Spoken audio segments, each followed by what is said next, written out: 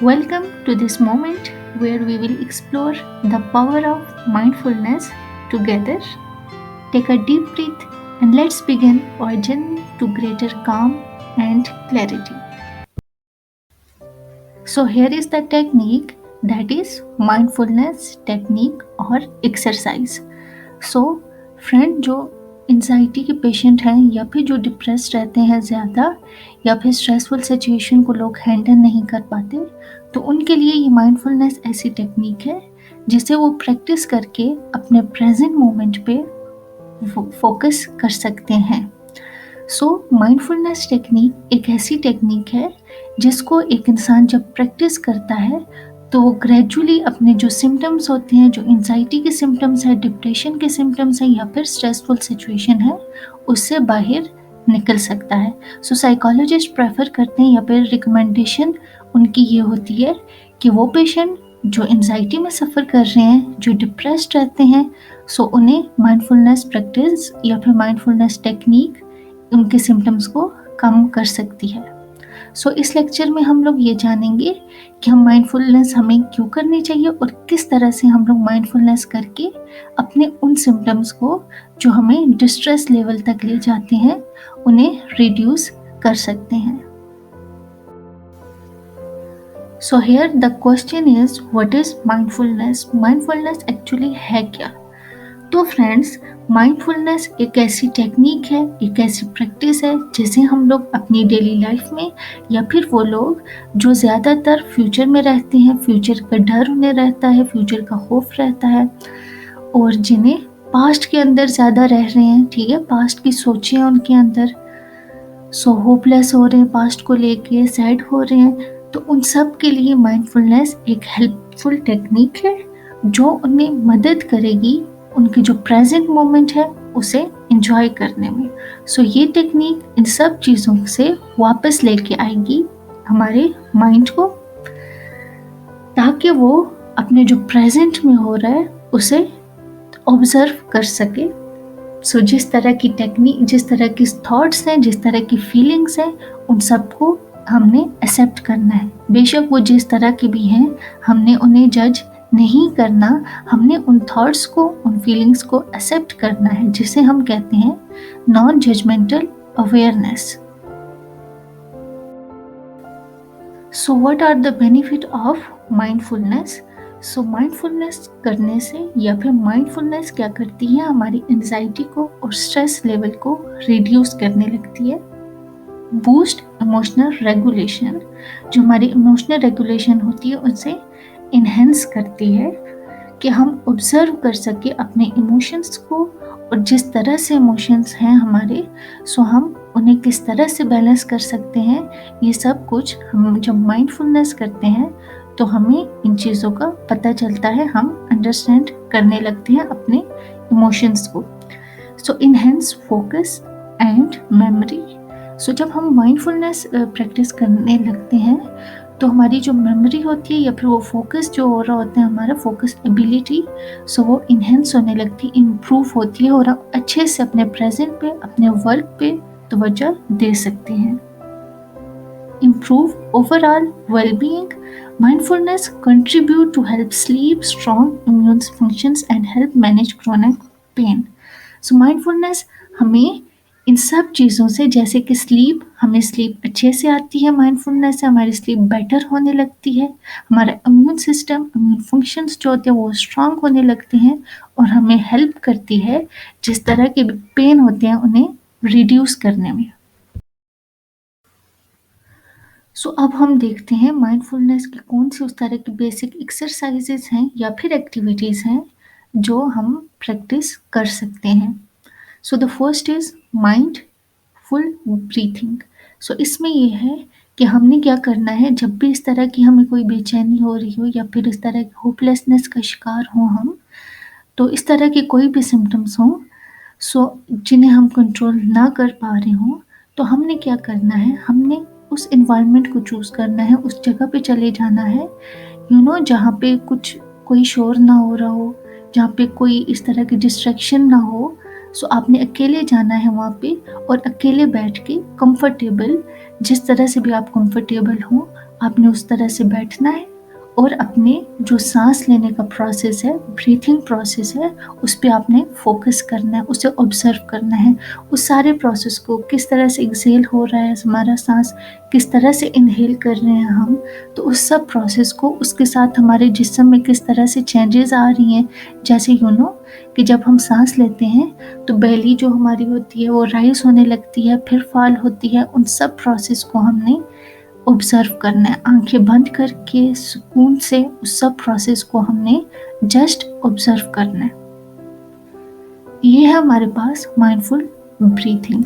इससे ये होगा कि हमारी जो टेंशन्स होंगी उन्हें वापस ले आएंगे हम अपने प्रेजेंट पे। इसमें एक चीज़ मैं ऐड करना चाहूँगी और ख़ास ख्याल रखें कि जब भी आपका माइंड दोबारा से, जब आप माइंडफुल कर रहे हो, माइंडफुल ब्रीथिंग, अगर आपका माइंड दोबारा से उन सोचों में चला जाए जो आप फ्यूचर के लिए सोच रहे हैं या जो आप प्रेजेंट के लिए सोच रहे हैं, या फिर वो सोच रहे हैं जो आपको डिस्ट्रेस काज कर रहे हैं, तो उसमें अगर फिर से आपका माइंड वो चीज़ सोचने लगे तो आप आराम से स्मूथली अपने माइंड को वापस ले आएं। क्योंकि माइंडफुलनेस में हमारा दिमाग बाज़ औक़ात भटक जाता है, फिर से वही सोचने लगता है, लेकिन हमने क्या करना है, आराम से अपने माइंड को वापस ले आना है प्रेजेंट मोमेंट पे और फोकस करवाना है जो आप उस टाइम कर रहे होते हैं। So the second is body scan. इसमें यह है कि आपने इसी तरह से अकेले जाके एक ऐसा एनवायरनमेंट चूज़ करें जहाँ पे कोई भी डिस्ट्रैक्शन ना हो, अपने रूम में चले जाएं। वहाँ पे आपने अपने बॉडी के डिफरेंट पार्ट्स को ऑब्जर्व करना है, ठीक है। डिफरेंट पार्ट्स को लें, जैसे कि आप टोज से स्टार्ट करें, फिर पाँव पे, फिर उस तरह से लेग्स पे, फिर बेली पे, एब्डोमेन, फिर चेस्ट पे, उस तरह से 5 मिनट्स या फिर कुछ सेकंड्स लें। उन सब पार्ट्स को आप ऑब्जर्व करें वन बाय वन, टोज से लेके आप हेड तक जाएं, नेक को फोकस करें, फिर आर्म्स को, फिर आप फेस को। इस तरह से किस तरह से फंक्शन कर रहे हैं आप, किस तरह, क्या चेंजेस महसूस कर रहे हैं, जो फंक्शनिंग हो रही है इसके अंदर, क्या आप महसूस कर पा रहे हैं इस चीज़ को, उन सब चीज़ों को आपने ऑब्जर्व करना है। The third is mindful seeing and listening. आपने इसमें क्या करना है कि आपकी सेंसेस की एक्टिविटी है। आपने खामोश इन्वायरमेंट में जब आप जाएंगे, आपने अपने आप को गोल देना है, टास्क देना है कि आप सोचें कि कोई आवाज़ें आ रही हैं इन्वायरमेंट में। आप 3 से 4 आवाज़ें देखें कि कौन सी आवाज़ आ रही है आपके कानों तक। ऑब्जर्व करें कि कौन सी आवाज़ें हैं, उन आवाज़ों को देखें कि कौन सी हैं। तो फिर आप जो आपके इन्वायरमेंट में कुछ चीज़ें हैं उन्हें आप देखें और उन्हें ऑब्जर्व करें और उनके बारे में सोचना शुरू कर दें। ये चीज़ें आपको हेल्पफुल करती हैं कि आपकी जो एंजाइटी के सिम्टम्स है, आपको जो स्ट्रेस है, उससे आपको कम करने लगती हैं। Here are some more mindfulness exercises that you can try anywhere. The first is Ryzen exercise. इसमें ये है कि आप चूज़ करें सिंगल राइजन या फिर कोई भी dry fruit. First of all आपने उसे हाथ में लेना है, ठीक है। उसका कलर नोट करें, उसकी शेप नोट करें, ऑब्जर्व करें उसे, उसका फिर टेक्सचर ऑब्जर्व करें। उसके बाद आप उसे अपने मुंह में डालें, ठीक है। नोटिस करें उसका टेस्ट, उसकी सेंसेशन, एंड आहिस्ता आहिस्ता आपने उसे च्यू करना स्टार्ट कर देना है। ये एक पावरफुल वे है, आप अपने सेंसेस में इंगेज रहते हैं और जो बाकी की इस तरह की थॉट्स होती हैं जो आपको डिस्ट्रेस लेवल तक पहुंचाने लगती हैं, उनसे आप बाहर निकल आते हैं और अपने प्रेजेंट पे फोकस करने लगते हैं। The second is walking meditation. Walk slowly and deliberately, focus on sensation in your feet touching the ground. The second is कि आपने वॉक करना है, ठीक है। आप बाज़-औक़ात आप कहीं भी बाहर होते हैं, आप को एंजाइटी हो रही हो, बेचैनी हो रही हो, या फिर आप डिप्रेस्ड हो, तो आपने क्या करना है, आपने अपने शूज़ उतारने हैं और वॉक स्टार्ट कर देनी है, ठीक है। देखें कि अगर कहीं घास है, फ्रेश घास है, तो उस पे आप वॉक करना स्टार्ट कर दें। उन सब चीज़ों को ऑब्ज़र्व करें, अपने अपने आर्म को बैलेंस करें, अपनी लेग्स की मूवमेंट को नोटिस करें और जिस तरह से आपके फीट टच कर रहे हैं आप ग्राउंड को और किस तरह से फ़ील हो रहा है आपको, वो सब चीज़ें आप ऑब्ज़र्व करना स्टार्ट कर दें। सो ये चीज़ क्या करेगी, आपको हेल्प करेगी, प्रेज़ेंट मोमेंट पे वापस लाएगी और सिम्पटम्स एंग्ज़ायटी के और डिप्रेशन के कम करेगी। So the third is breath focus. जब आप स्ट्रेस फील कर रहे हो, सो आपने क्या करना है, एक पॉज लेना है, 3 to 5 डीप स्लो ब्रीथ, ठीक है। 3 से 5 टाइम आपने सांस लेना स्टार्ट कर देना है, ठीक है। आहिस्ता आहिस्ता नाक से सांस लेना है आपने और फिर आहिस्ता आहिस्ता उसे मुंह से बाहर निकाल देना है। 3 to 5 मिनट्स आपने ये प्रैक्टिस करना है, इनहेल और exhale. Even 1 minute can make a difference.